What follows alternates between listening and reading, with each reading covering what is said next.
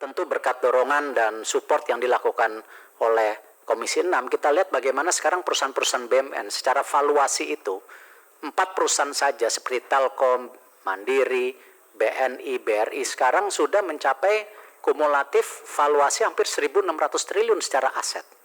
Dan kita bisa lihat mereka sendiri dividennya terus menaik sampai hari ini. Dan ini saya rasa tentu dorongan yang kita sepakati bersama-sama ketika kita menyepakati yang namanya perubahan transformasi di masing-masing BUMN tersebut. Saat rapat kerja dengan Komisi 6 DPR RI di Gedung DPR, Selasa 7 Juni 2022 lalu, Menteri BUMN Erick Thohir berterima kasih kepada pimpinan dan anggota Komisi 6 DPR RI yang telah mendorong konsolidasi perbaikan model bisnis BUMN dari 108 BUMN menjadi 41 BUMN, termasuk kenaikan laba tahun 2021 mencapai 126 triliun rupiah.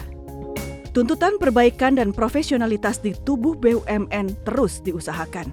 Belum lama ini, Presiden Joko Widodo pun mengeluarkan peraturan pemerintah atau PP nomor 23 tahun 2022 tentang pendirian, pengurusan, pengawasan, dan pembubaran BUMN. PP 23 tahun 2022 pasal 22 ayat 1 melarang seluruh direksi BUMN menjadi pengurus partai politik, calon legislatif, hingga calon pimpinan kepala daerah maupun wakil kepala daerah.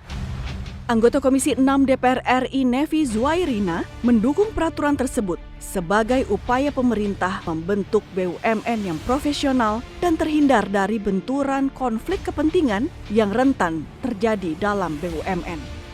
Jadi kalau semakin profesional para direksi BUMN-nya, kita bisa dapat uang langsung gitu ya. Kalau pajak kan harus sudah setahun baru dapat ya. Kalau BUMN enggak ya. Begitu dia nyetor dividen pajak, kita langsung dapat duit segar gitu. Nah ini kita inginkan mereka tiap tahun kita target untuk meningkatkan dividen pajaknya buat negara.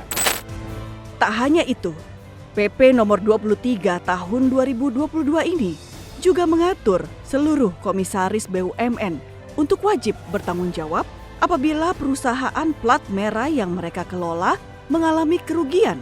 Hal tersebut tercantum dalam pasal 59 ayat 2. Belum lama ini Kementerian BUMN merilis daftar BUMN yang mengalami kerugian dan perlu dievaluasi, yakni PT Jiwasraya, PT Garuda, dan PT Waskita Karya.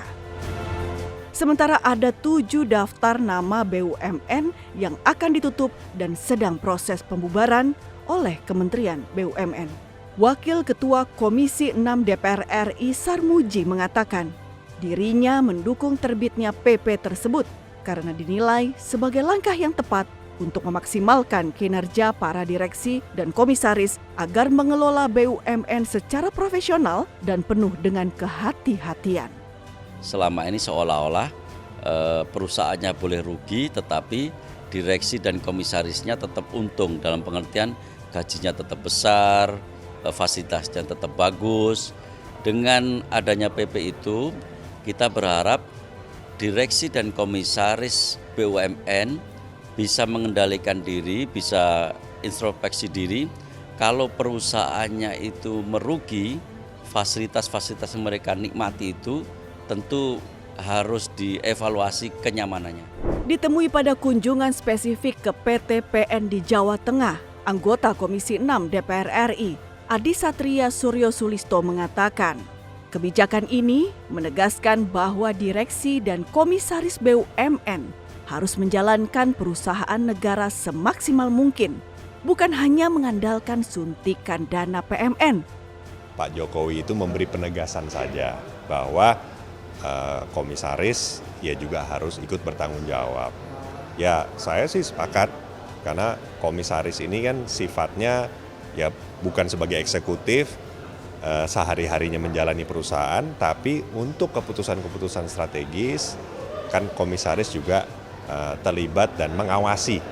Jadi supaya ada checks and balance antara komisaris dengan eksekutif, ya penegasan ini perlu. Sementara itu, anggota Komisi 6 DPR RI Intan Fauzi yakin kebijakan yang dikeluarkan Presiden Joko Widodo ini akan membuat para direksi dan komisaris BUMN berhati-hati dalam menjalankan perusahaan. Menurut saya ini adalah sejalan dengan Undang-Undang PT bahwa direksi dan komisaris bertanggung jawab secara tanggung renteng untuk apabila terjadi kerugian dan sebagainya. Ini adalah bentuk dari tanggung jawab.